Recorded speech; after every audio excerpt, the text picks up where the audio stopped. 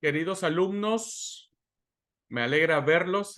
Perdón porque mis perros están aquí ladrando en el justo momento en que le doy de grabar la clase. Bueno, me alegra mucho verlos a todos. Deseo que Dios les esté bendiciendo. A los alumnos que están en clase presencial, un placer saludarlos. A quienes van a estar viendo la clase grabada.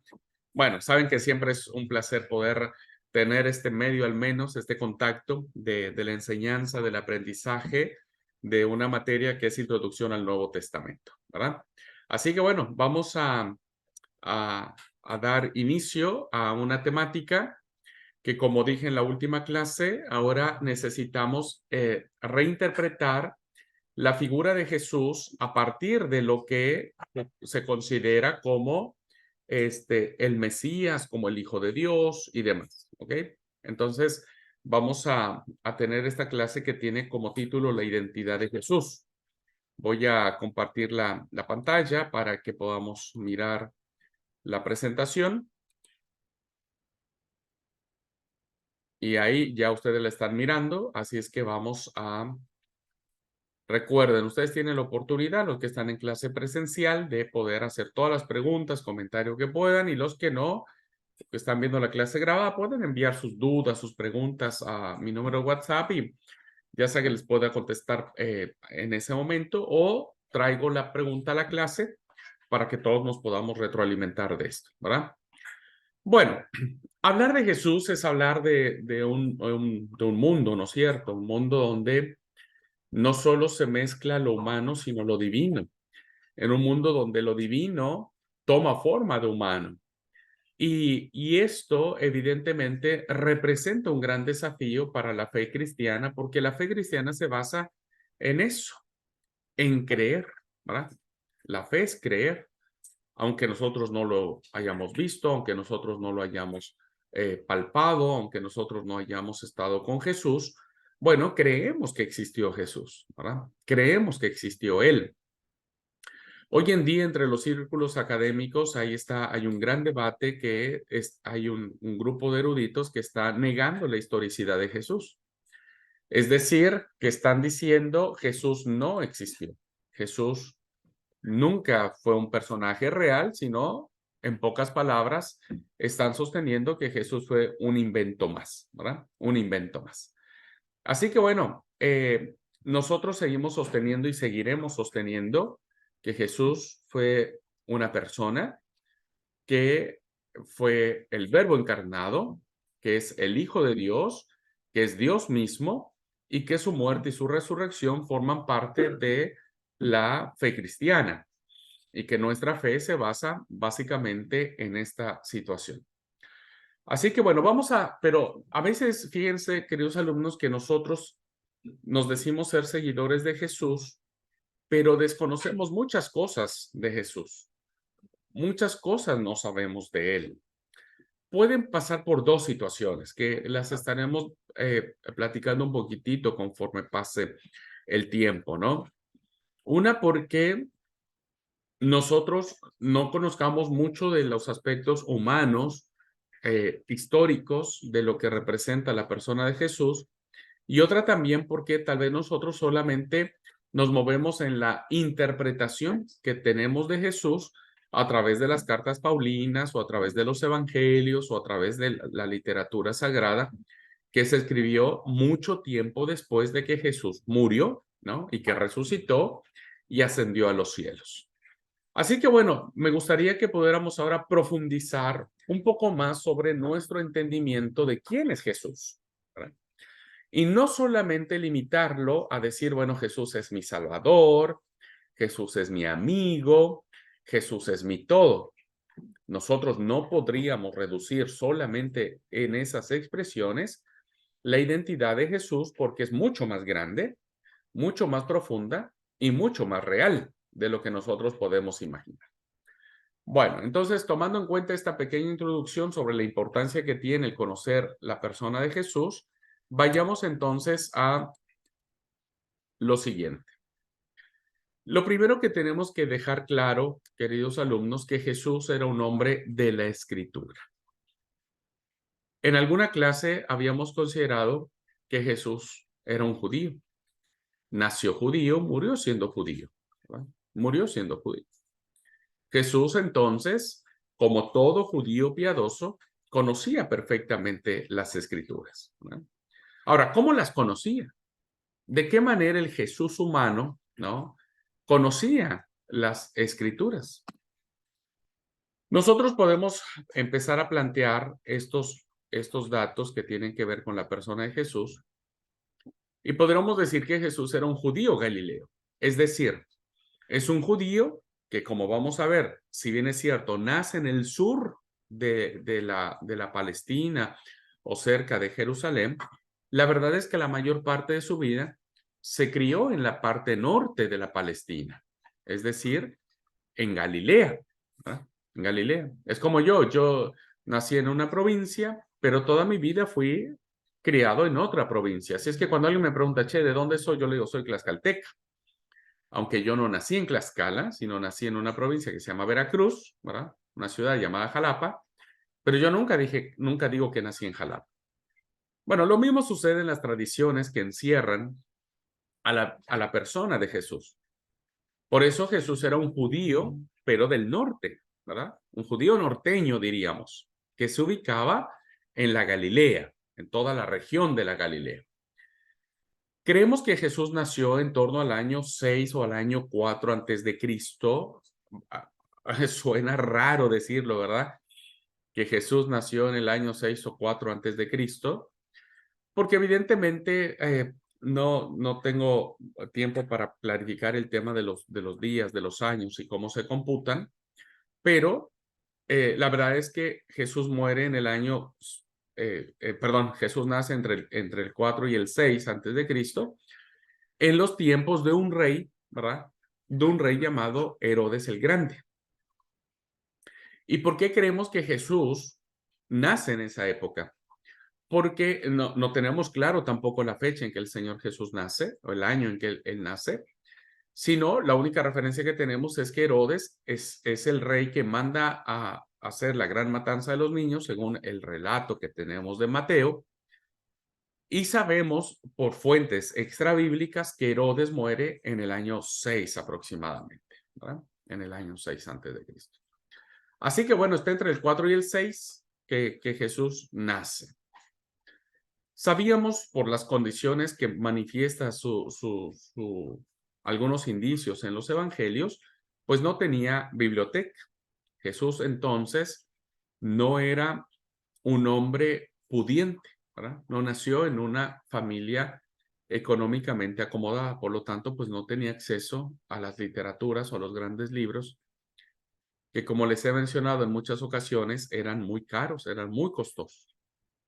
Por lo tanto, entonces Jesús no tenía ninguna inclinación a ser escriba, porque no tenía las escrituras para transcribirlas, pero tampoco se dice que era un hombre de letras.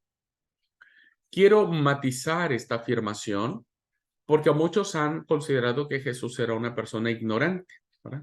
Que tal vez no asistió a las grandes escuelas rabínicas y por lo tanto su conocimiento, entre muchas otras cosas, era muy limitado. Algunos creen que Jesús no sabía leer ni escribir por las condiciones mismas. Sucede en nuestros entornos hoy. Vivimos en un siglo, el siglo XXI, donde tenemos un montón de oportunidades, pero todavía hay personas que viven en lugares pobres donde el acceso a la educación no se les permite tener.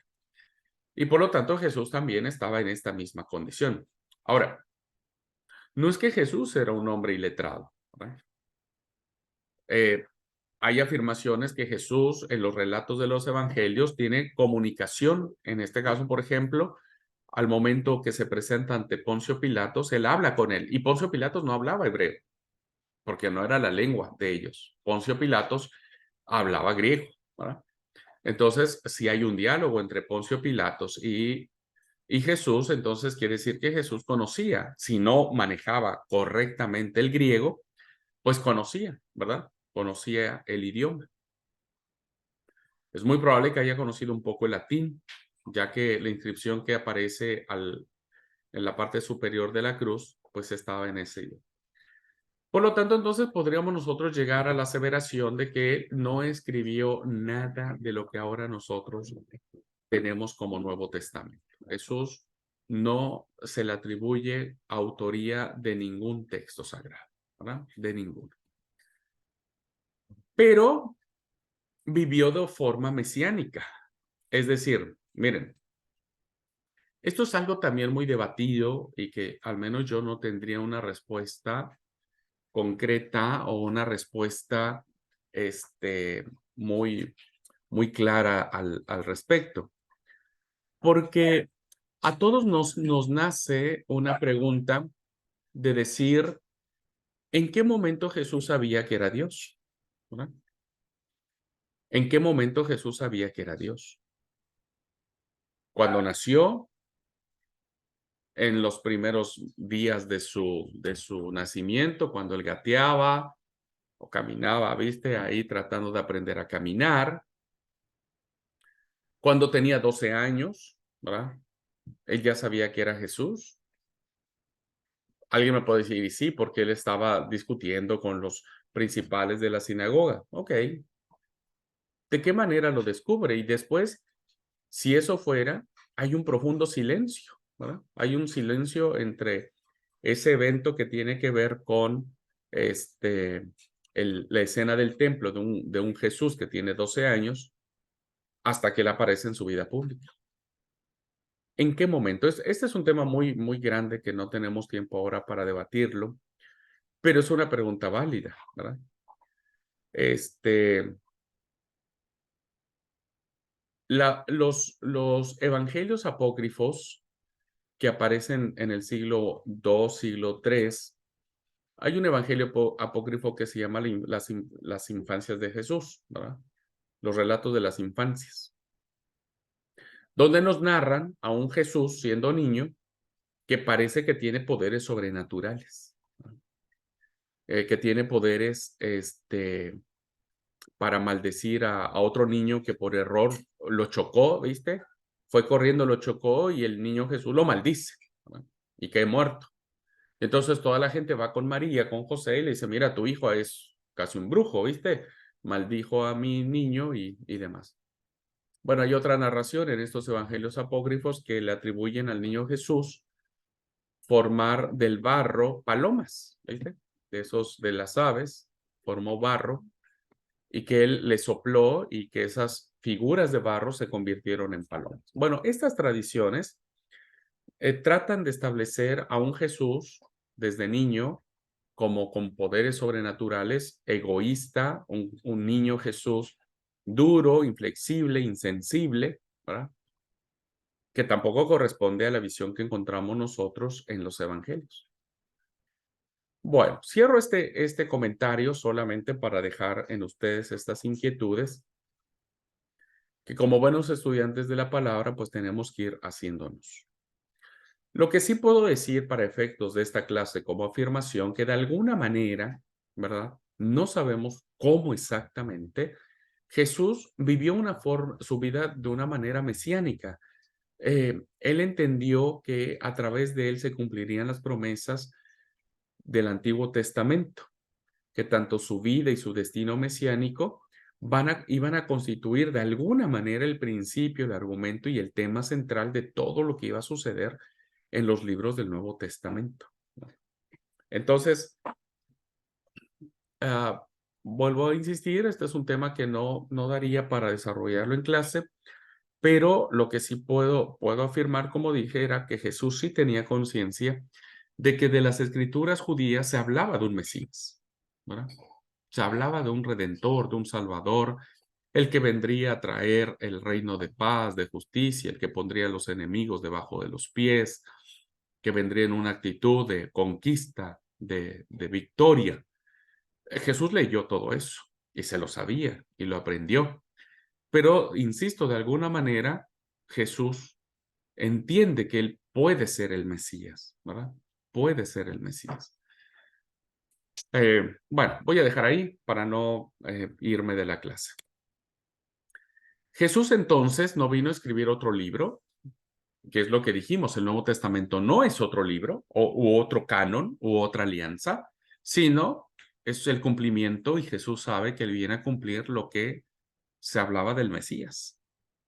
Quizás no sabía escribir con soltura, lo que dijimos, las condiciones socioeconómicas o socioculturales que tenía el Señor Jesús, pues no eran los más favorables, insisto, pasa como hoy muchos niños, en vez de ir a la escuela a estudiar por las condiciones económicas, tienen que ir a trabajar. Y si le sumamos a esto que Jesús pudo haber sido huérfano desde muy pequeño, ¿verdad? Porque José, por las tradiciones bíblicas que se encierran, entendemos que murió, ¿viste? Porque ya después ya no vemos a José en el relato bíblico, a quien solamente vemos pues a María.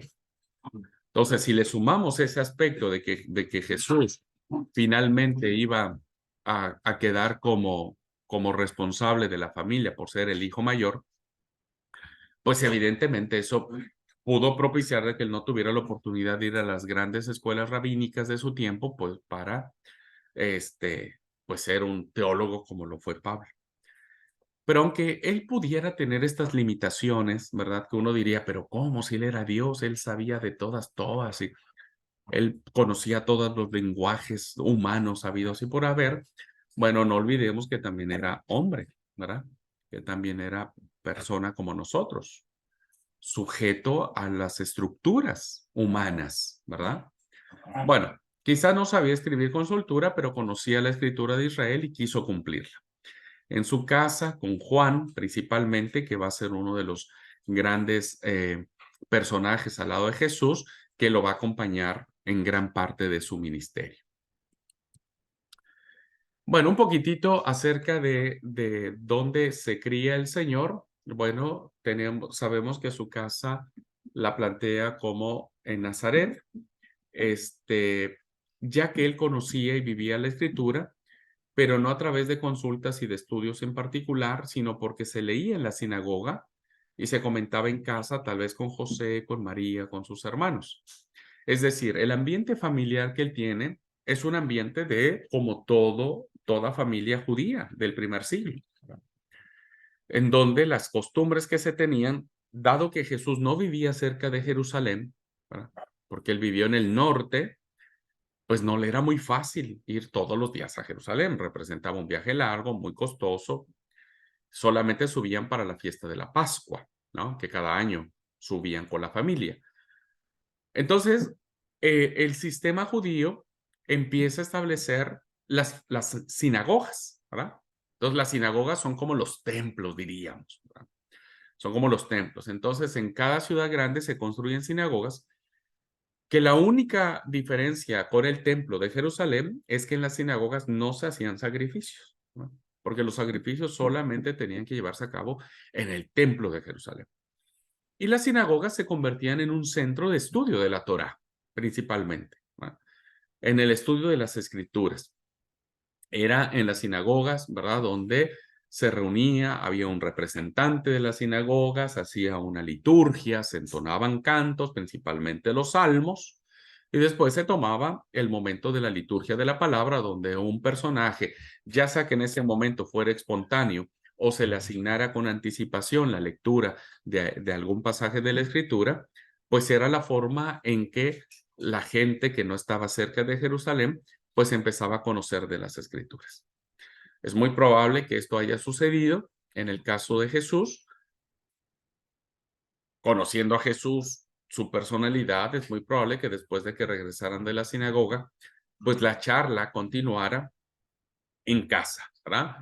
Mientras comían, que eso es muy común en las culturas del Medio Oriente, donde los aspectos de la comida que se lleva a cabo en los hogares es muy importante, ¿verdad? Las comidas en el Nuevo Testamento, en el Antiguo Testamento, eran muy, muy significativas. Así que bueno, es muy probable que Jesús haya aprendido ahí más de la Escritura.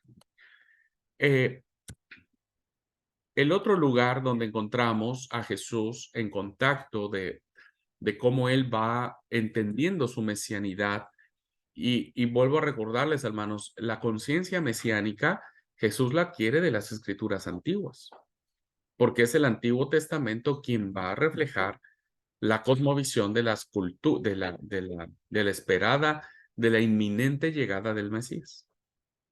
Y entonces un personaje que fue muy importante es el Bautista, el primo de él, ¿no? Tenían familiaridad.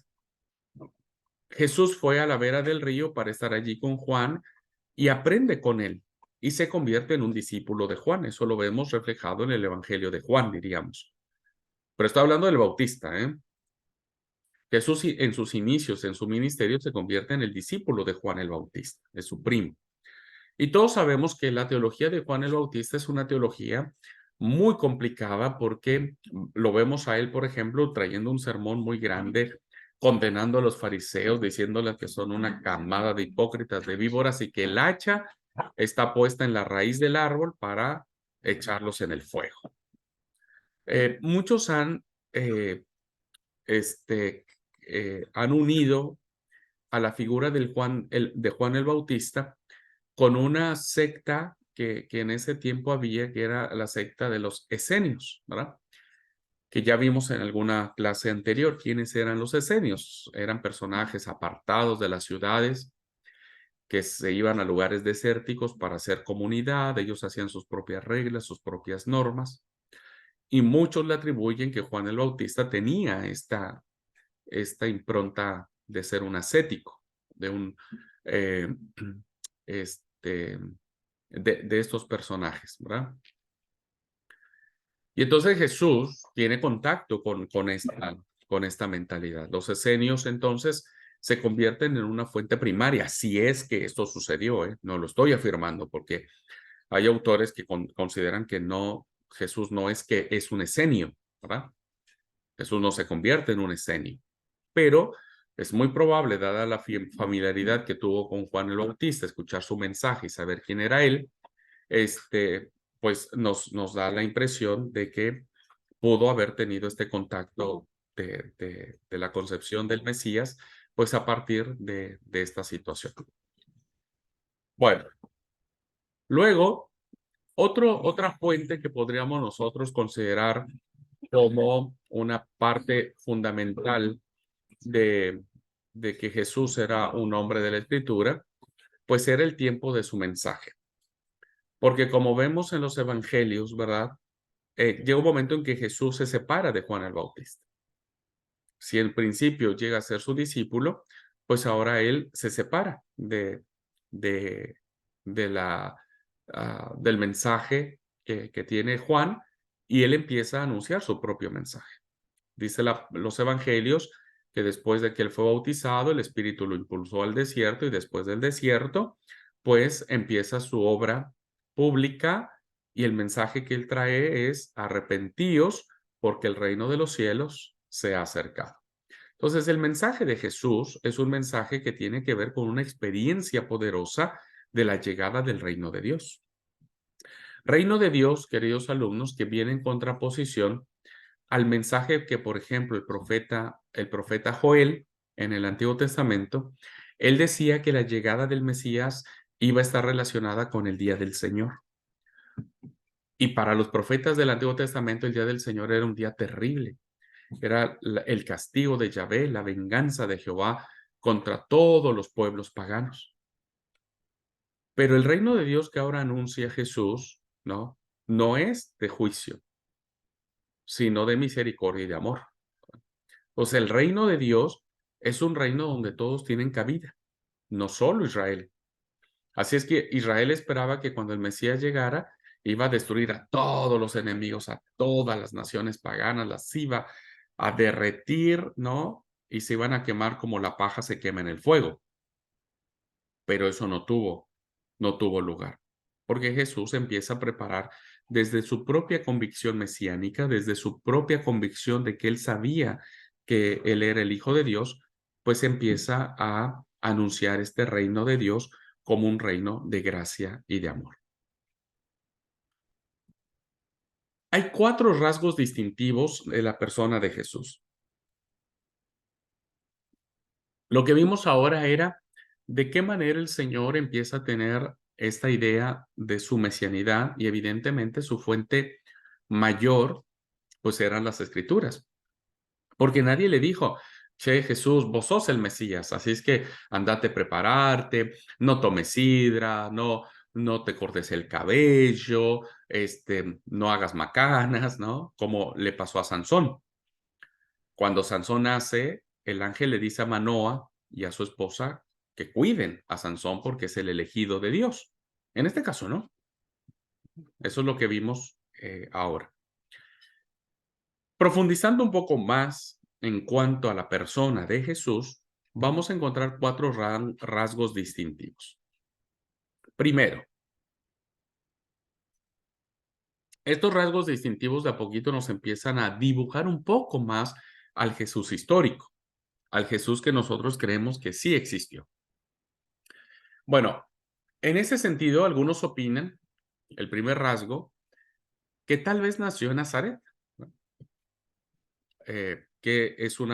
Él proviene de una familia de nazarenos oriundos de Belén, que no eran dueños de tierras, hacia el año más o menos 6, ¿no? Ya expliqué que se hace la datación del nacimiento de Jesús con base a más o menos cuando muere Herodes el Grande. Bueno, si esto fuera así, bueno, por eso hay un dicho que dice: "De Nazaret puede salir algo bueno", porque evidentemente el contexto en el que se mueve la imagen o la idea de Nazaret, pues es un concepto de pobreza, de marginalidad, de, de no opciones de desarrollo, ¿verdad? Y aunque estaba muy cerca de Jerusalén, pues era una pequeña ciudad, ¿verdad? Una pequeña aldea. Por lo tanto, entonces ya nos empieza a plasmar la idea de que Jesús no pertenecía a la clase alta de Galilea, no era pudiente económicamente, ¿verdad? No era dueños de tierra, se convirtió solamente en hijo de María, porque se puede entender que José finalmente muere. El texto bíblico dice que tiene un montón de parientes, porque bueno, en aquellos tiempos, Jesús no es solo, ¿verdad? En aquellos tiempos las familias eran extensas, tenían muchos hijos, y Jesús tenía sus hermanas, sus hermanos, ¿verdad? Y pues sus primos, sus tíos, y todo lo que tiene que ver con la familia extendida. Su educación fue judía, aunque no era rabino, ¿verdad? No se dedicaba a ser maestro de la ley, aunque después él toma este papel de rabino, ¿verdad? Porque mucha gente lo identifica como rabí. Y muchos le van a decir a Jesús, rabí, le van a decir maestro, aunque él no, de profesión no lo era. Y tampoco era sacerdote, es decir, que no pertenecía al santuario, que no pertenecía a la élite sacerdotal, y por lo tanto entendemos entonces que la condición socioeconómica de Jesús pues era clase baja, eh, prácticamente, ¿no? Pudo haber sido clase media baja, probablemente, que Jesús haya pertenecido. El segundo rasgo es la profesión que él pudo haber tenido, que esto lo colocaría en esta posición de una clase media baja, ¿verdad? Porque la profesión que él tenía para sostenerse económicamente pues era de artesano. Por eso acá se conjugan las situaciones, ¿no? O se ponen, se hacen muchas preguntas. Si Jesús era Dios, pues él podía tranquilamente no trabajar, ¿no? Tranquilamente hacer un chasquido con los dedos y decir, bueno, quiero que aparezca carne, quiero que aparezca pan, quiero que aparezca vino, pero evidentemente eso no correspondería a un Jesús que se parece a nosotros. Entonces, Jesús tiene que trabajar, aunque era Dios, tiene que trabajar y tiene que llevar a cabo una profesión que todos los judíos, escuchen bien hermanos, todos los judíos, aun cuando tuvieran una posición económica elevada, es decir, aunque tuvieran plata, sus hijos sí o sí tendrían que aprender un oficio, porque una de las cosas que tiene la cultura judía es del trabajo, ¿verdad? Por eso hoy los judíos son lo que son, porque trabajan un montón. Trabajan, trabajan, trabajan.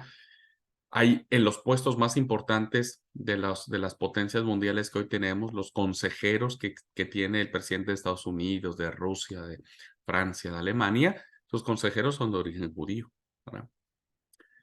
Entonces, Jesús, como era judío, pues también tenía que aprender un oficio, en este caso, pues para sobrevivir. La tradición de la iglesia ha dicho que Jesús era un carpintero, ¿verdad?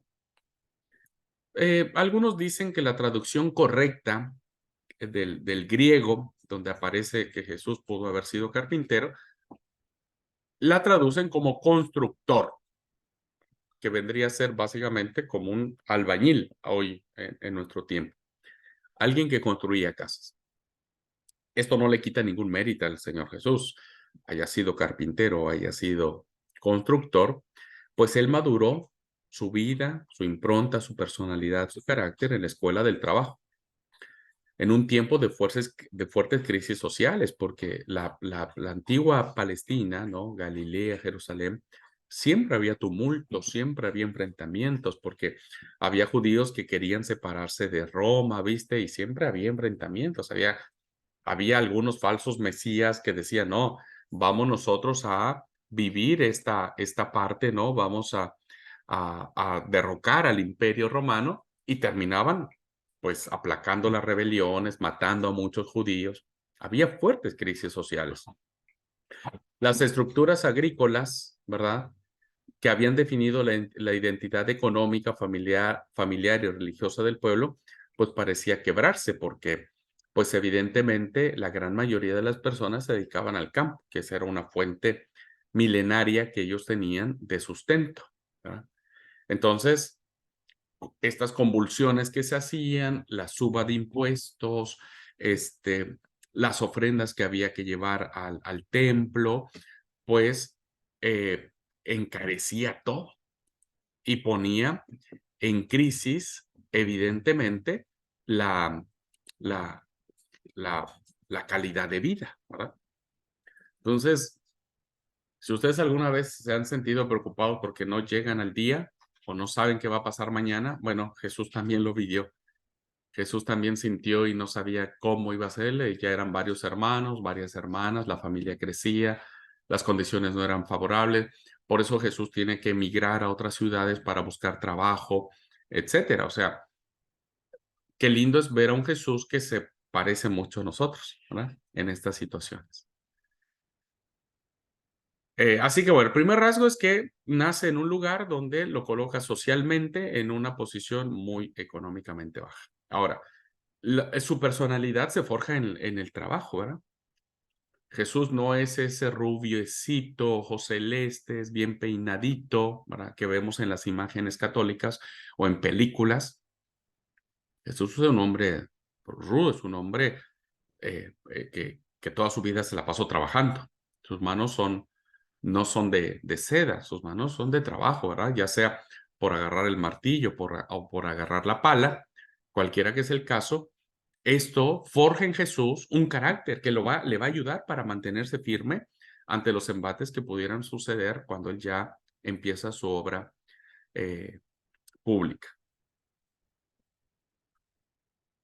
El tercer rasgo que encontramos de Jesús tiene que ver con que él era un profeta esperado, ¿verdad? Eso es escatológico. Lo escatológico es lo que viene del futuro, lo que se espera del futuro, ¿verdad?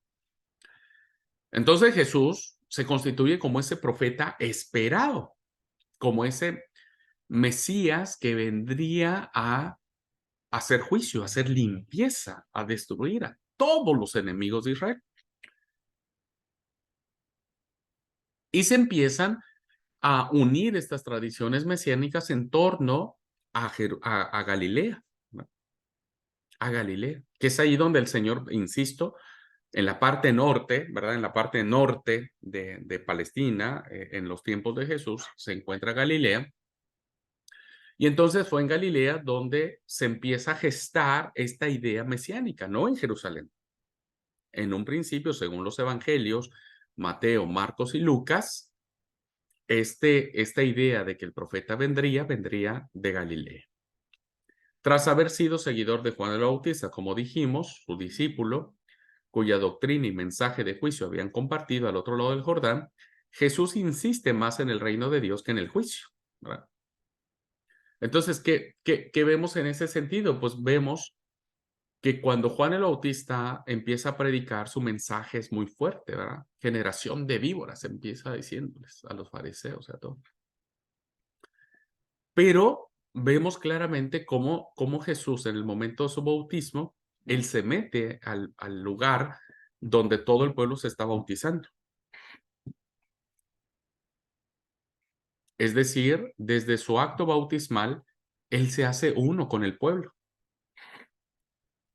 Y entonces ese hacerse uno con el pueblo no es desde el juicio, sino desde el arrepentimiento. Arrepentíos, porque el reino de Dios ha llegado. Entonces, este profeta esperado es un profeta que rompe los esquemas con los que fuimos enseñados, ¿no?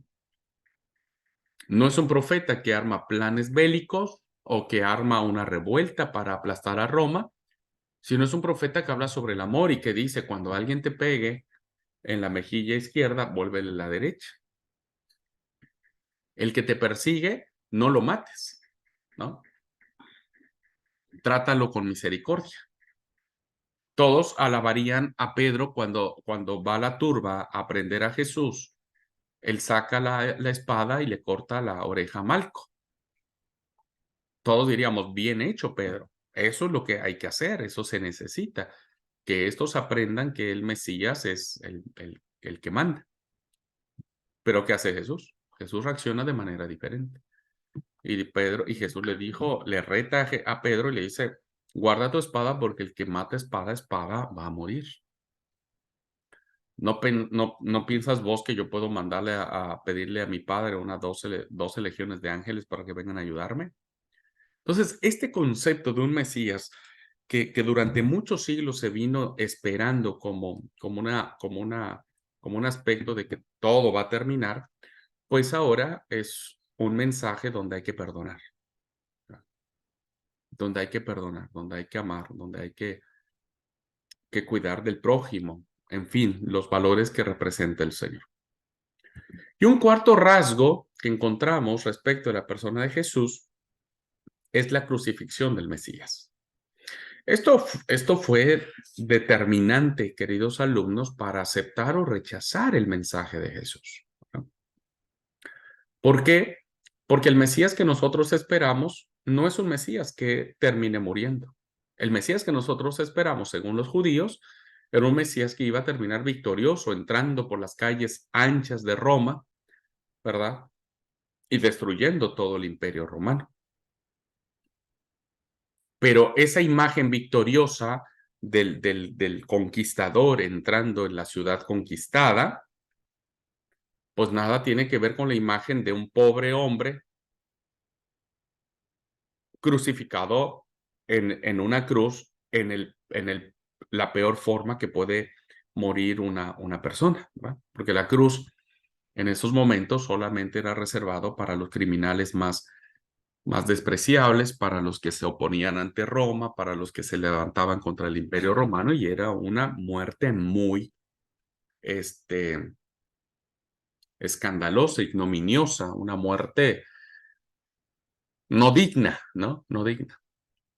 Entonces, vemos a un Jesús a un Mesías que termina su mensaje en la cruz, crucificado.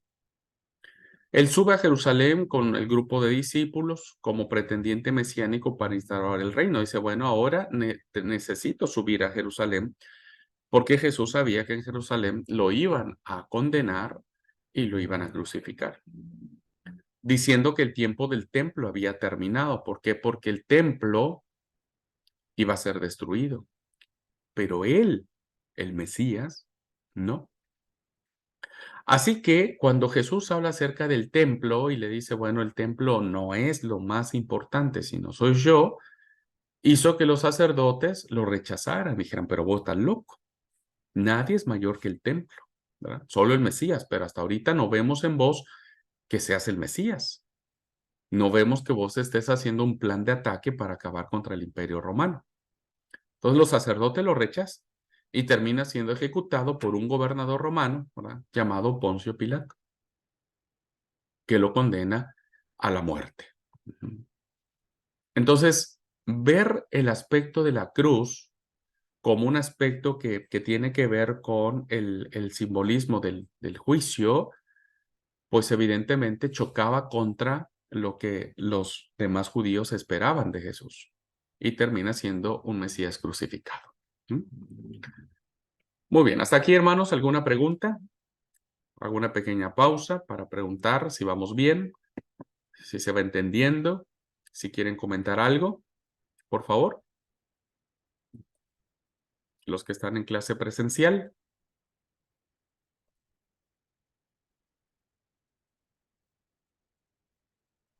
¿Vamos bien o nos regresamos? Creo que estamos.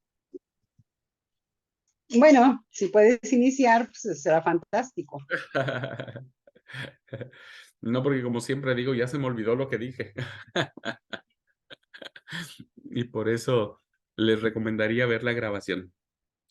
Bueno, si vamos bien y se va entendiendo, que eso que creo que debe ser lo más importante, ¿verdad? Seguimos adelante. Vuelvo a insistir, hermano, ustedes tienen que participar.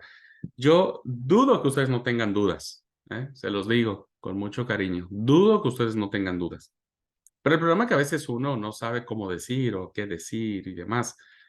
Pero los animo a participar en todas las clases, no en esta, con todos los profesores. Pregunten, pregunten, pregunten. No importa si la pregunta no tiene nada que ver, ya se orientará, pero no dejen de preguntar, porque cuando uno aprende, uno pregunta, uno aprende mejor. Hasta ahora bastante claro. Buenísimo, amigo. Entiendo. Vamos bien entonces, gracias. Vamos a pasar ahora sobre los 5 rasgos identificadores que tienen que ver con la obra de Jesús, ¿verdad? Ya nos acercamos un poquitito a la persona de Jesús. Ya vimos un poquitito cuál es su contexto social, familiar, político, religioso, cómo él empieza a comprender su propia mesianidad, ¿verdad? Y que termina siendo crucificado. Bueno, ahora vamos a ver cómo la iglesia primitiva, ¿verdad? Las primeras comunidades cristianas van a interpretar la persona de Jesús y lo van a identificar. Y van a decir, no, a ver, para. Tal vez no es como el Antiguo Testamento decía de cómo iba a ser el Mesías. Tal vez es de otra manera. Y ahí empiezan a darle otra forma a la persona de Jesús y dicen, Él es el Mesías, ¿verdad? Él es el Hijo de Dios. Él es Dios mismo. Así que son 5 los rasgos identificadores del proyecto de Jesús, del mensaje de Jesús, de la obra de Jesús, ¿verdad? ¿Cuáles son? 1, su decisión de crear una nueva familia. 2, crear un nuevo reino en Galilea. 3, su continuidad en la línea de Juan el Bautista. 4, su relación con Elías. Y 5, con todo aquello que parte de una vocación personal. Es decir, cómo Jesús sabe que él ha sido llamado, ¿verdad? ¿Cómo tiene esta experiencia Jesús de la llamada de Dios para enviarlo? ¿Verdad? Para enviarlo.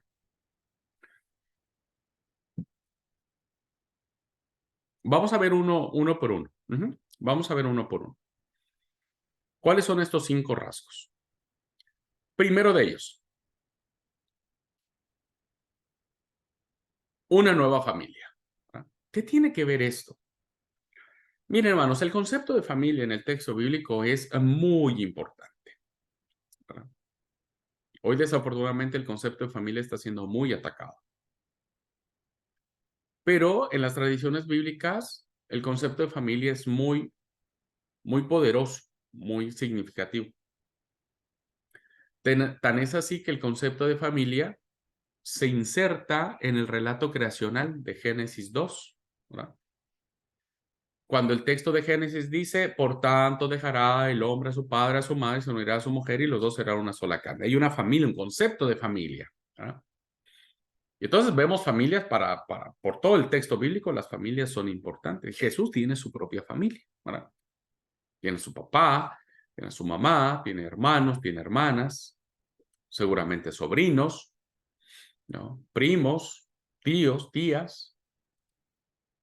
Pero esta visión de la, de la experiencia que Jesús tiene con su familia es muy importante. ¿Alguien quiere ayudarme a leer estas citas, por favor? Primero vamos a leer Marcos 3, del 20 al 35, donde aparece claramente un conflicto de Jesús con su familia, ¿verdad? Yo voy a perder un poquito la cámara para traer mi Biblia.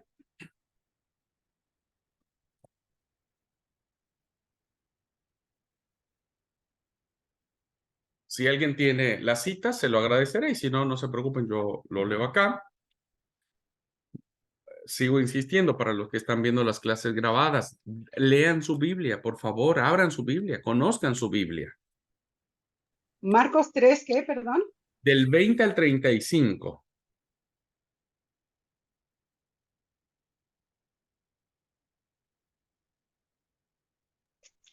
Dice así: y se agolpó de nuevo la gente de modo que ellos ni aún podían comer pan.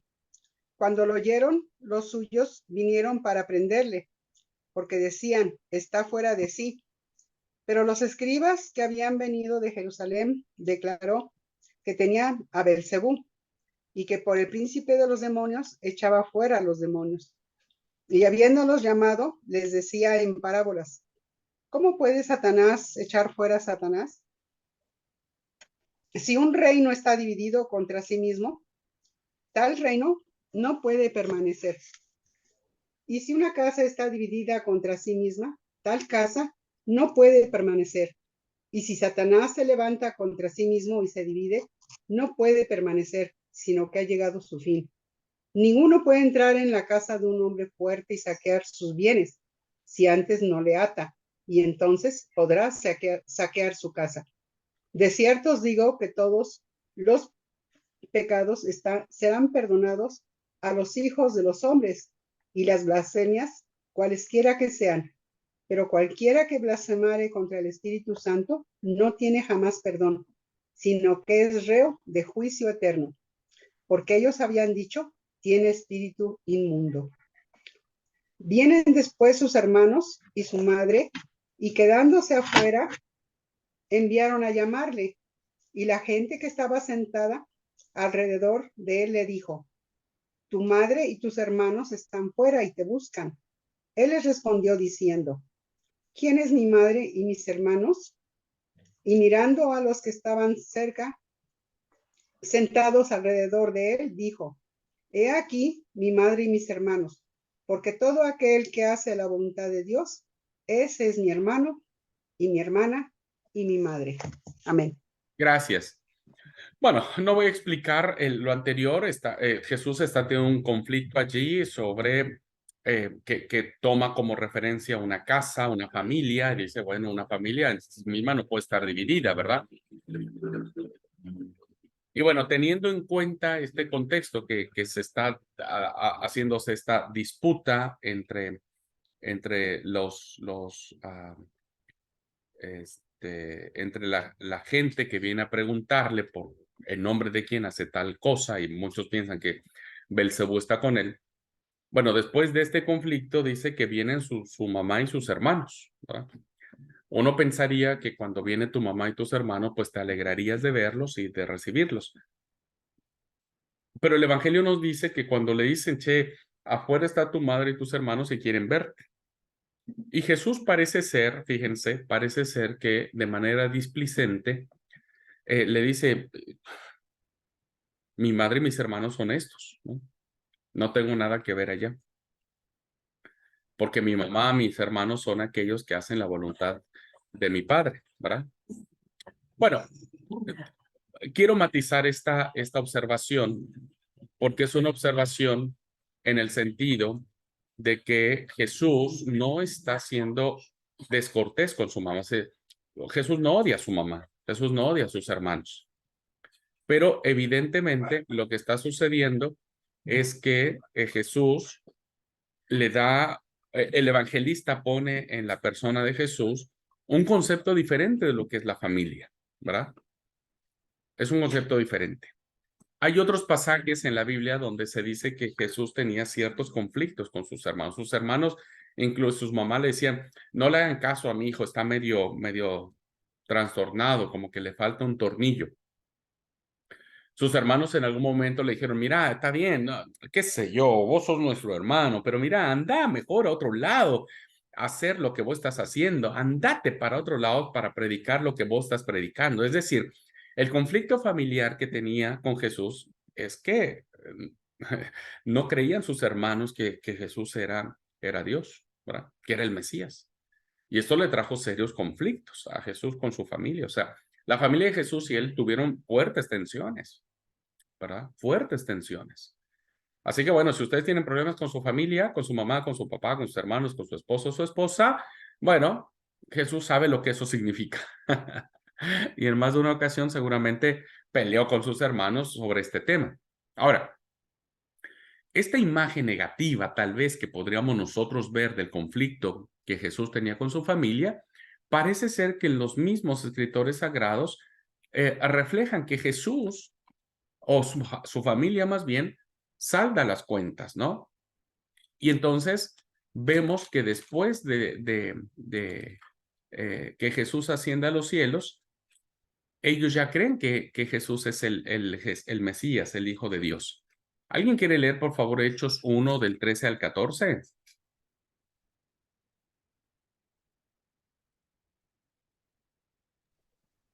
Ahí yo leo. Por favor. Dice así, y cuando entraron, subieron al aposento alto donde se alojaban Pedro y Juan, Santiago y Andrés, Felipe y Tomás, Bartolomé y Mateo, Santiago, hijo de Alfeo, Simón, Celote y Judas, hermano de Santiago. Todos estos perseveraban unánimes en oración y ruego con las mujeres, con María, la madre de Jesús.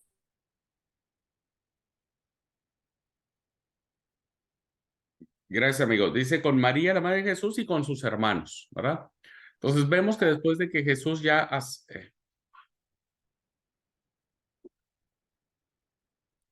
vemos que una vez que Jesús asciende a los cielos, pues ya sus hermanos creen en él y también su mamá, ¿verdad? Entonces, ellos forman parte ya de la iglesia de una manera más activa.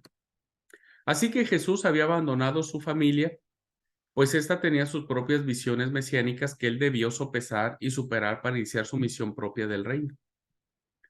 Entonces, si en su familia no creían en él, pues él tuvo que empezar a crear una nueva familia espiritual, ¿no? Y esa familia espiritual, pues son aquellos que son expulsados en cierto sentido del Israel, ¿verdad? De Israel. Porque así como Jesús pudo haberse sentido rechazado por parte de su mamá, de sus hermanos, en su condición mesiánica, los judíos o los israelitas también excluían y rechazaban a aquellos que no consideraban parte de ellos mismos. Entonces Jesús viene a crear una nueva familia donde todos tenemos cabida, ¿verdad? Por eso dice, mi padre, mi madre, mi hermano, mi hermana es aquel que hace la voluntad de Dios. Ahora nosotros formamos parte de la familia de Él. Y esto es lindo, hermanos. O sea, esto es maravilloso porque ahora como parte de esta nueva familia somos herederos y coherederos de la gracia y del reino de Dios, ¿verdad? Se forma una nueva familia y esa nueva familia estamos nosotros, somos nosotros. Muy bien. Segundo rasgo de la obra de Jesús. Él viene a establecer su reino, pero como dije, no es en Jerusalén, donde estaba la capital, donde estaba el templo, donde estaba el palacio del rey, ¿no? Sino en el norte, en Galilea. Así que otro elemento determinante de Jesús fue Galilea, porque fue en Galilea, en esa región, queridos alumnos, donde Jesús realiza la mayor parte de sus signos, sus milagros, y donde se entiende que ahí el reino vendría, ahí el reino irrumpiría, ¿verdad?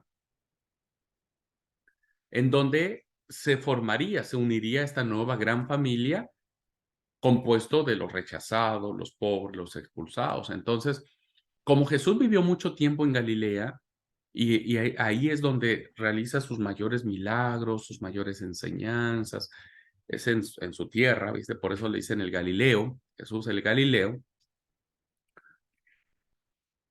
pues se forma la idea, las primeras comunidades cristianas forman la idea de que el reino de Dios, después de que Jesús vendría, sería en Galilea, ¿verdad? Sería en Galilea. Así que Jesús no inicia su tarea en el reino de las ciudades paganas como Séforis, Tiberiades o Magdala.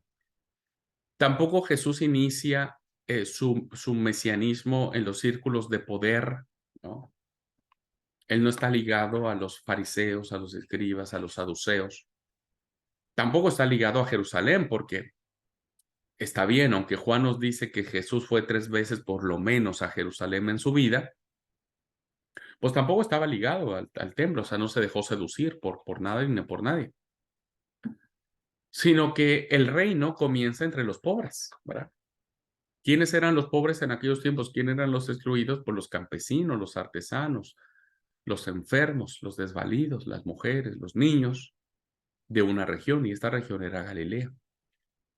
Era el lugar donde su familia se había instalado, donde todos lo conocían por el trabajo que él hacía. Así que este rasgo marcó de manera poderosa su evangelio del reino, que como digo, en un principio se va a vincular más a la región de Galilea que a Jerusalén.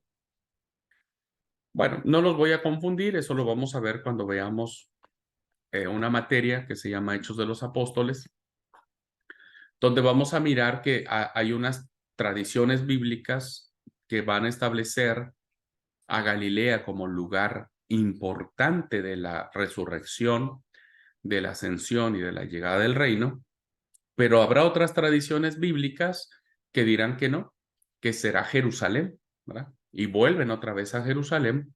Y entonces Galilea ya queda ahí como que medio olvidada. Y entonces lo que sigue fortaleciéndose en las tradiciones bíblicas es que Jerusalén, pues sí, es el lugar donde vendría, de donde sale el Mesías, donde asciende el Mesías, perdón, a los cielos, y de ahí volvería a Jerusalén, ¿verdad? Por eso es que hoy nosotros pensamos que Jesús, si viene, físicamente hablando, en su segunda venida, va a sentar sus pies en el Monte de los Olivos que está frente de Jerusalén. Pero aun cuando, insisto, sin tratar de confundirlos, hay tradiciones bíblicas que dicen que no era Jerusalén, sino era Galilea. Bueno. Por eso insisto que a Jesús lo llaman muchas veces el Galileo, o sea, hay una gran identificación de Jesús como alguien que vive en estas regiones. Y por lo tanto Galilea pues se convierte en el lugar más importante, ¿no? No sé si voy a meterme en problemas por el comentario que voy a hacer. Muchos dicen que Gardel nació en Uruguay, pero los argentinos dicen que no, que es de acá, porque acá hizo su mayor trayectoria y demás. Bueno, algo parecido pasó en la persona de Jesús. Bien, el tercer rasgo de la obra de Jesús tiene que ver con este personaje que nosotros llamamos Juan el Bautista. Jesús fue discípulo de Juan, esto es algo que nos dice el Evangelio de Juan, ¿verdad? Jesús fue discípulo del Bautista en la línea de una larga tradición profética. ¿Por qué? Porque a Juan las tradiciones bíblicas lo colocan en el lugar de profeta, ¿verdad? Es un profeta de Dios. El gran profeta, diríamos, el que viene a preparar el camino del Mesías, el que viene a enderezar las sendas, el cual ni siquiera él, como el gran profeta de Dios, es digno de desatarle las correas de sus sandalias. Así que el hecho de que Jesús esté identificado con Juan el Bautista le va a dar el carácter de profeta, ¿verdad? Entonces, a Jesús, cuando Jesús tiene el encuentro con la samaritana, por ejemplo, ¿verdad? En el Evangelio de Juan, dice que después de la charla y que todo le dice, me parece que vos sos profeta, ¿verdad? Eso le dijo la samaritana a Jesús. Por esta identificación que existe en la unión o la influencia que tiene Juan el Bautista. Bueno, ya que Jesús fue discípulo del Bautista, eso implica que no caminó solo, sino que compartió sus experiencias, sus dudas, sus charlas con otras personas que estaban en la misma línea de la llegada del anuncio del reino de Dios. Así que bueno, seguramente en esta familiaridad que tiene Juan el Bautista con Jesús, charlando sobre el Mesías, sobre el reino de Dios, sobre el día del Señor, como lo decían algunos profetas, bueno, empieza a situarse Juan el Bautista dentro del profetismo escatológico de la primera mitad del siglo I, es decir, Es un profeta que está anunciando la llegada en el futuro del Mesías, ¿no? Y ese Mesías llega cuando Jesús va al Jordán para ser bautizado por él. Pero él se convierte en ese profeta escatológico. Entonces, solo a la luz de Juan, del Bautista, y en el contexto de otros profetas de su entorno, se entiende el propio mensaje y camino de ser el profeta de los pobres. Miren, tampoco los voy a confundir mucho, porque ustedes van a tener también una materia que se llama libros proféticos. Vamos a mirar que los profetas, los grandes profetas que encontramos en la Biblia, son profetas que están muy vinculados a los círculos sociales más pobres, ¿verdad? Los profetas Amós, Oseas, Isaías, Jeremías, todos estos profetas van a estar identificados, ¿verdad? No con el poder, no con los reyes, no con los sacerdotes. Ellos van a defender a la viuda que injustamente le sacaron su terreno o le quitaron sus bienes.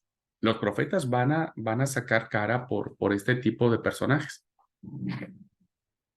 Y entonces este rasgo profético que aparece en el Antiguo Testamento de estos personajes, pues evidentemente también se va a mirar en la persona de Jesús. Jesús va a estar siempre del lado del leproso, del paralítico, de las mujeres, de los niños, ¿no? Tan es así que un paradigma de lo que es el reino de Dios tiene que ver con un niño, ¿no? Ahora para nosotros un niño es muy importante, es muy valioso, los amamos, los queremos, etcétera.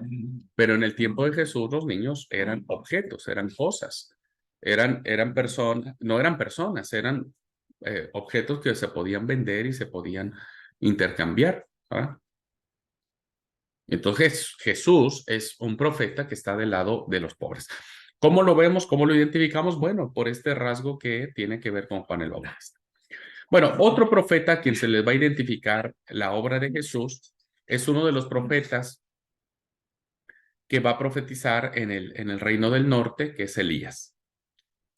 Tanto Jesús y Juan el Bautista han compartido un tipo de profetismo, más aún ambos aparecen vinculados en la tradición de Elías.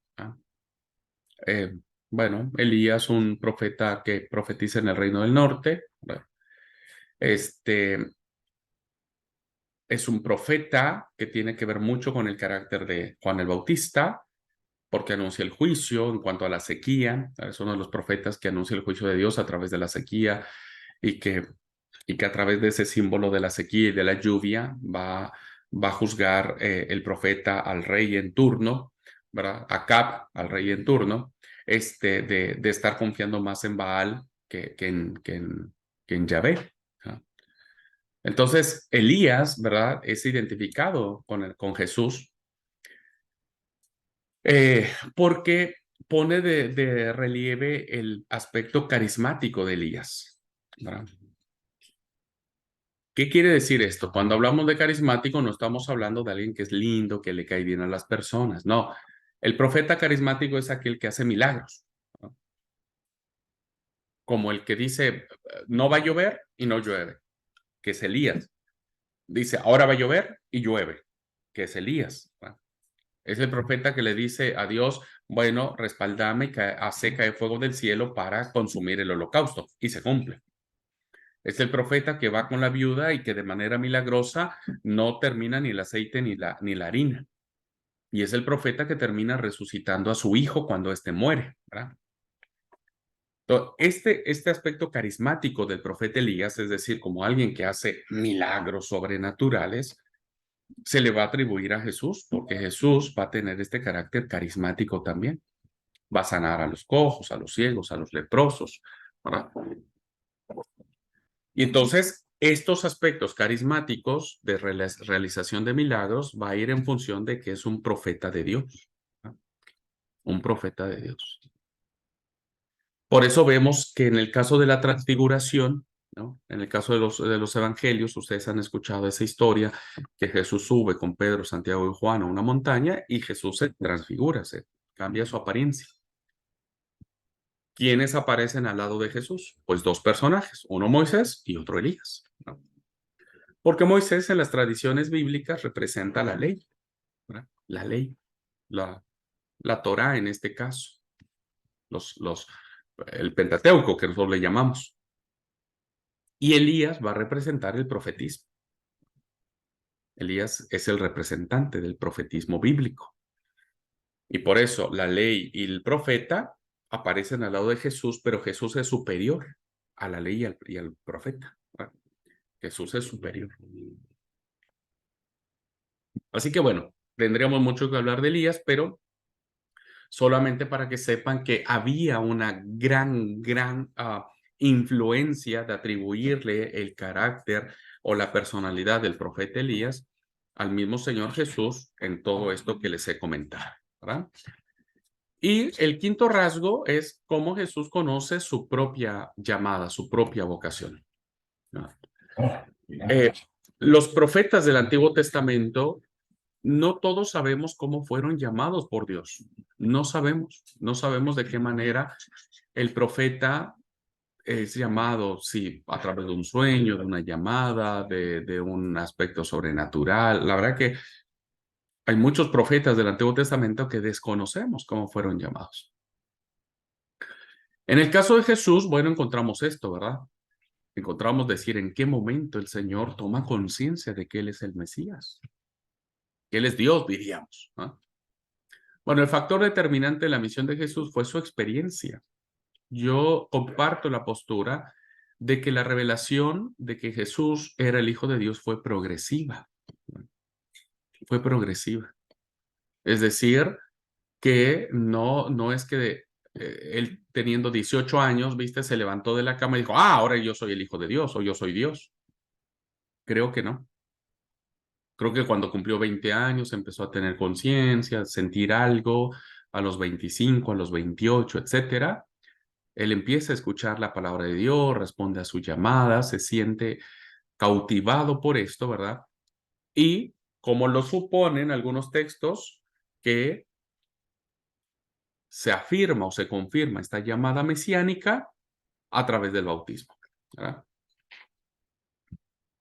Cuando el evangelista le atribuye a ese evento del bautismo de Jesús un evento sobrenatural, dice que cuando Jesús sube de las aguas, los cielos se abren, desciende el Espíritu en forma de paloma y se escucha una voz del cielo que dice, este es mi Hijo amado en el cual tengo complacencia, a él escúchenlo.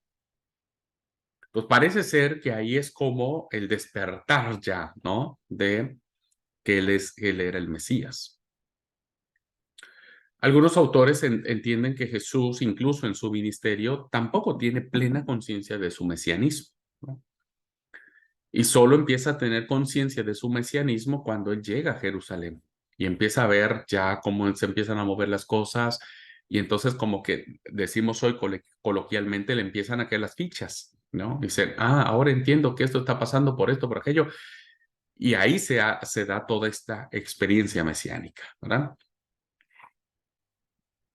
Cualquiera que sea el caso, el Señor tiene su llamada a través de la experiencia que él tiene, ¿verdad? Y entonces yo pienso que cuando los evangelistas nos dicen que Jesús fue muchas veces a orar, pues no significa que Jesús solamente cuando inició su ministerio después del bautismo fue un hombre de oración. Entendemos que fue un hombre de oración desde pequeño, en su niñez, en su adolescencia, en su juventud. Entonces, imagínense que pudo haber orado el Señor cuando tenía esos momentos, ¿no? Cuando tenía 15 años, por ejemplo, cuando iba a la oración. ¿Qué pedía? ¿Cuál era su experiencia en la oración? No sabemos, pero seguramente fue algo como nosotros a veces sentimos en el momento cuando le pedimos a Dios que nos ayude a entender cuál es el propósito de nuestra vida. Entonces vamos en oración y de a poquito lo vamos descubriendo, de a poquito vamos diciendo, creo que Dios me manda a ser evangelista, creo que Dios quiere que yo haga un ministerio para los niños, Dios quiere que yo sea una diaconisa, Dios quiere que sea yo un pastor, pero eso lo vamos descubriendo conforme pasa el camino, ¿verdad? Entonces, entiendo que Jesús vive esta llamada a partir de su propia experiencia, ¿ah? ¿Cómo fue? No lo sabemos porque no tenemos registro de eso, ¿no? Pero seguramente día a día él iba tomando conciencia de esto. Muy bien, entonces son los 5 rasgos que nosotros encontramos de parte de esta obra de Jesús, ¿verdad? Y que de a poquito se va haciendo mucho más grande y mucho más fuerte. Bueno, cierro esta clase, ¿verdad? Tratando, insisto, de dar temas muy grandes, pero lo más resumido posible. Termino con el evento más importante que los evangelios narran, que tiene que ver con la muerte de Jesús. Que ese es como el punto culmen de todo esto, el punto más alto de la historia de la salvación, diríamos, ¿no? La decisión de Jesús de subir a Jerusalén, ¿no? Los evangelios dicen que le dijo a sus discípulos, bueno, ahora es tiempo de que subamos a Jerusalén porque allí en Jerusalén el Hijo del Hombre será entregado para ser muerto, ¿verdad? Para ser muerto. Entonces un día, rodeado de sus discípulos, signo de las 12 tribus, es decir, de la restauración mesiánica de Israel. El hecho de que Jesús haya tenido 12 discípulos tiene que ver mucho con que eran las 12 tribus de Israel, ¿verdad? Es un número simbólico, evidentemente. Jesús sube a Jerusalén para presentar e instaurar el reino de Dios en la ciudad de David y de los sacerdotes. Al final, el Señor Jesús dice, bueno, listo, aquí estoy. Yo soy el Mesías. Yo puedo destruir este templo y en 3 días levantarlo, ¿verdad? Y eso fue lo que les chocó impresionante a los líderes religiosos, les golpeó y eso hizo que su odio por Jesús creciera. Así que esta decisión constituye el acontecimiento más importante de su historia, el rasgo determinante de su vida. Jesús pudo haber hecho como el profeta Jonás, en vez de ir a Nínive, huir a Tarsis. Si Jesús le hubiera hecho caso a Pedro, cuando Pedro le dijo, Jesús, vámonos, no dejes que te maten y demás, pues entonces Jesús hubiera incumplido con esta experiencia que él tenía de que él tenía que morir por los pecados del mundo. Así que esta decisión de subir a Jerusalén, queridos alumnos, pues fue la decisión que nos salvó a todos, ¿verdad? Que nos salvó a todos. Si Jesús hubiera rehusado subir a Jerusalén, entonces no sé qué habría pasado. Hay hipótesis, ¿no es cierto? Pero no habríamos sido salvos.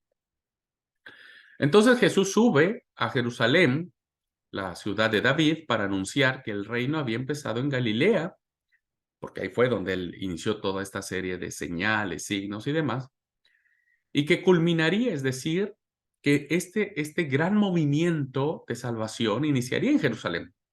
Ahí comenzaría, pero no se quedaría en Jerusalén, ¿verdad? No solamente es para los judíos, diríamos. Si bien es cierto, había sido profetizado, anunciado por los profetas, pero la salvación de Dios es universal. Así que lo que había dicho y realizado en Galilea durante su ministerio de casi 3 años, debía ratificarlo en Jerusalén y sobre todo en el templo, rodeado de este número simbólico de esos 12 personajes que eran sus discípulos como enviados de Dios.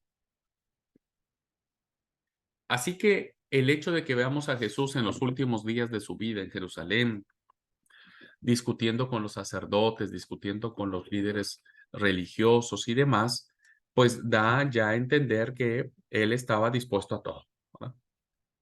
Él estaba dispuesto a lo que viniese. No llegó a Jerusalén como se entendía que debía llegar el Mesías, rodeado de una turba de gente armada para derrocar a los romanos. No llega a Jerusalén a luchar externamente contra los soldados de Roma. No crea conflictos, no crea tumultos, no se pelea con nadie, tan es así que le dice a Pedro, no atentes contra la vida de Malco. Pero evidentemente la llegada de Jesús a Jerusalén pudo haber aparecido, pudo parecerse como una provocación para el gobernador romano, porque todos identificaban a Jesús como el rey de los judíos. Y un rey metido en un territorio que no es el suyo, pues crea gran sospecha. Entonces, tal vez cuando Jesús llega y le dicen a Poncio Pilato, che, por ahí anda un tipo que dice ser el rey de los judíos, o sus seguidores lo proclaman como el Mesías, como el rey de los judíos, pues hizo que las alarmas se encendieran en las tropas romanas, ¿verdad? Tampoco Jesús sube a Jerusalén para expulsar a los sacerdotes judíos y a poner en su lugar a otros. O sea, no va y dice, che, ustedes son corruptos, ustedes han hecho la casa de mi padre una cueva de ladrones, han permitido que la gente haga corrupción, haga negocio. No, Jesús no va y tumba al sumo sacerdote y dice, bueno, ahora yo soy Dios, entonces voy a poner a otro que yo creo que va a ser mejor. No, Jesús no, aunque su confrontación es con ellos, ¿verdad? Con el sumo sacerdote, con todo lo que tiene que ver con el templo, su gesto, sus palabras, sus acciones provocan a estos líderes. Pues suponían que el tiempo de los sacerdotes y el templo había terminado.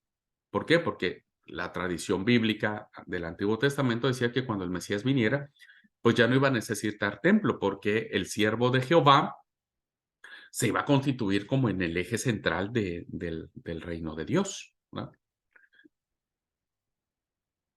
Entonces los sacerdotes que tenían su negocio en el templo, pues vieron amenazado todo esto diciendo, no, no nos conviene que este tipo siga diciendo que él es mayor que el templo y entonces la gente se lo cree y a nosotros ya no nos hagan caso.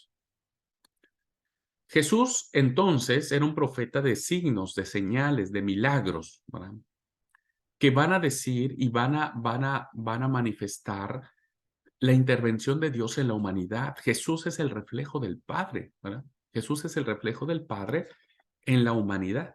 Entonces van a decir, Jesús va a decir, el que me ha visto a mí ha visto al Padre, ¿no? Eso va a decir Jesús. Y esta es la vida eterna, dice Juan, si no mal recuerdo. Juan dice, y esta es la vida eterna, que te conozcan a ti, el único Dios verdadero, y a tu Hijo Jesucristo, a quien tú has enviado. Entonces, estos signos, estas señales, estos milagros de sanar a las personas, de darle vista a los ciegos, resucitar muertos, multiplicar los panes, caminar sobre el mar, tener bajo dominio a los demonios, pues hacían decirle al pueblo que es Dios interviniendo en la vida de las personas, como sucedió en los tiempos antiguos, ¿no? Así que se forma este gran relato de Dios a través de la muerte y de la resurrección de Jesús. ¿Cómo conocemos plenamente a Dios? ¿De qué manera lo identificamos? Pues a través de lo que es la muerte y la resurrección de Jesús.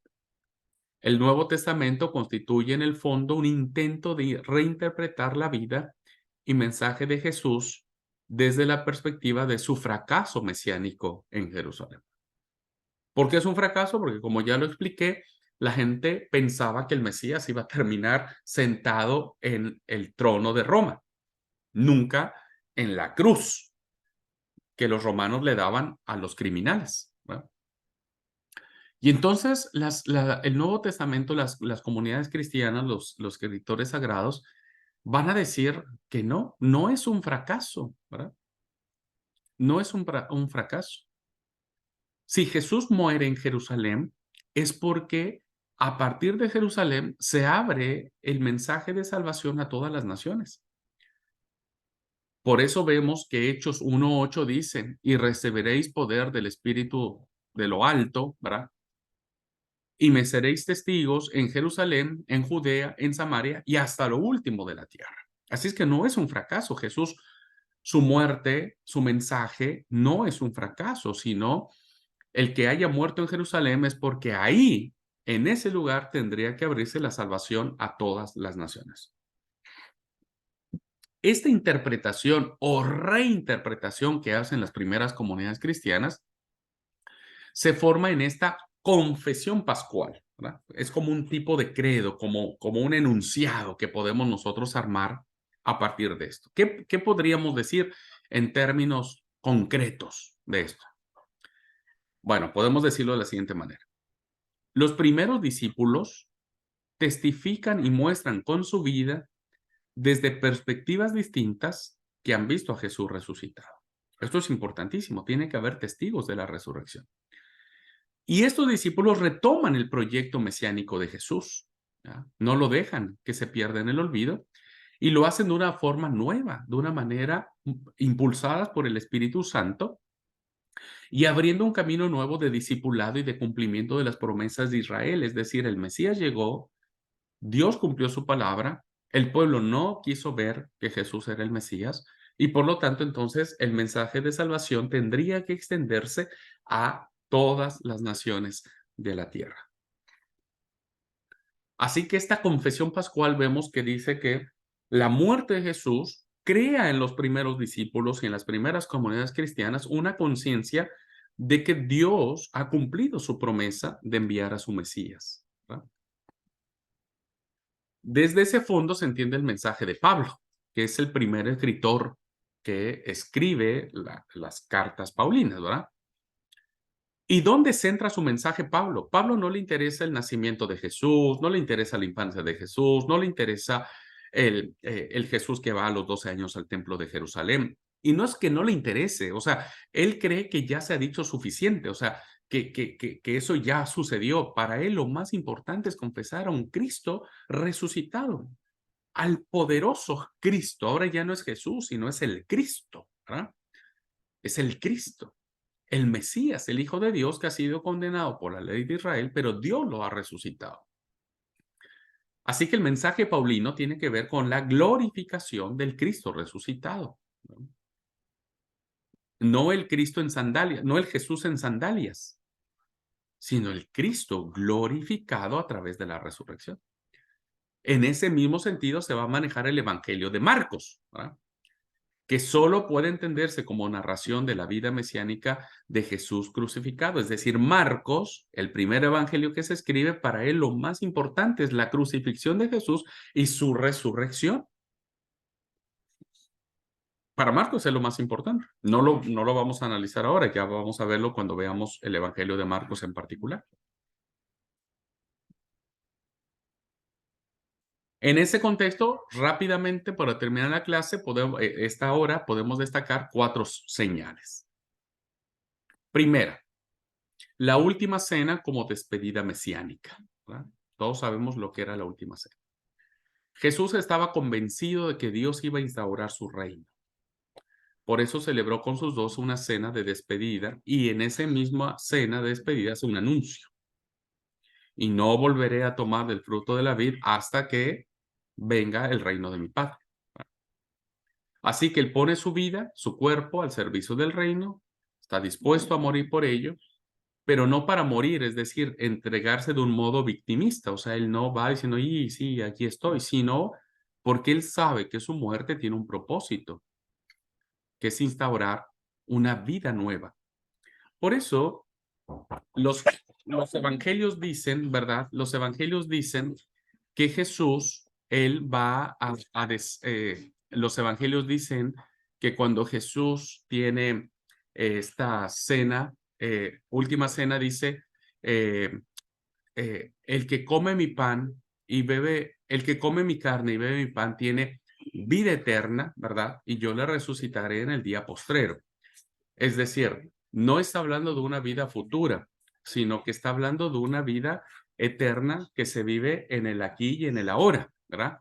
Una vida que tiene que ver con la experiencia mesiánica de Jesús como algo que no vamos a esperar en un futuro, sino como algo que ya se vive en el presente, como algo que ya está dentro de la vida de cada cristiano. Así que la cena del Señor es una despedida mesiánica, pero a la vez es un anuncio de salvación. El segundo rasgo que vemos en el relato de la muerte y la resurrección de Jesús tiene que ver con la esperanza angustiosa que se le conoce como el silencio de Dios.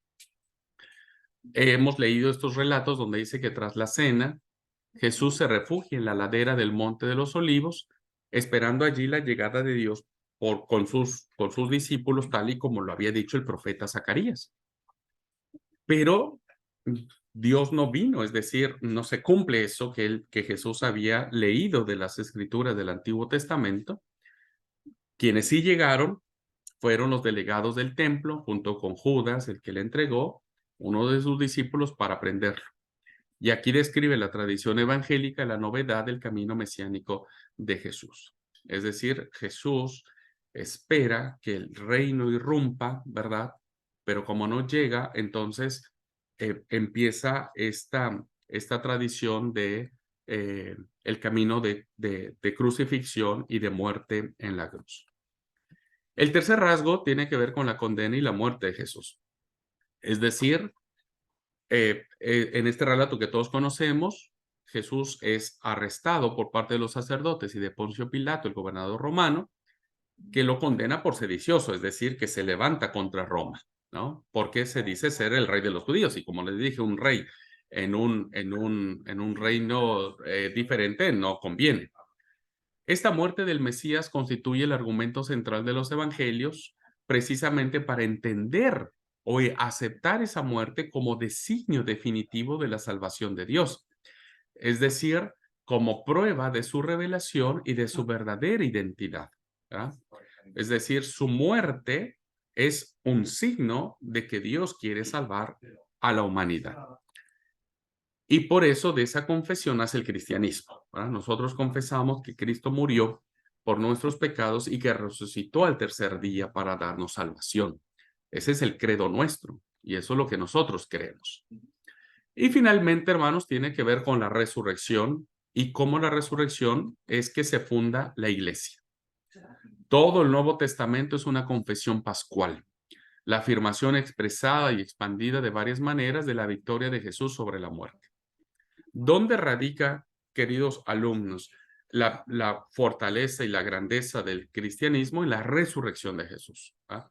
Porque Jesús murió y murió tal vez como cualquier otro personaje de la historia, pero solo uno ha resucitado y uno ha ascendido a los cielos, que es Cristo Jesús.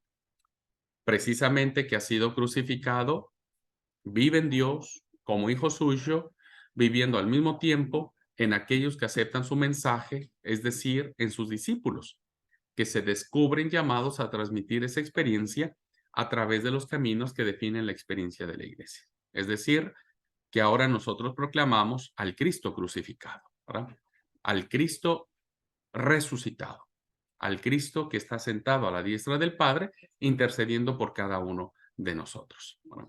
Entonces la iglesia empieza su labor, las primeras comunidades cristianas empiezan su labor a partir de esta confesión cristiana. ¿Okay?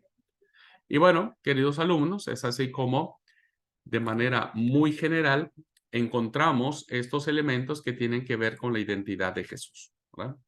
Con la identidad de Jesús. Si ustedes vieron que al principio yo les decía que Jesús es mucho más de lo que nosotros llegamos a pensar. Hoy yo di un panorama muy general, muy general, de un montón de cosas que podemos saber de Jesús y que a veces nosotros no conocemos. Ojalá esta clase nos permita abrir más nuestros ojos y nuestra concepción de lo que Jesús significa. ¿Ok? Bueno, vamos al receso y volvemos a porque ya me pasé de la hora del receso. Tomamos 10 minutitos y volvemos a la clase. ¿Puede ser?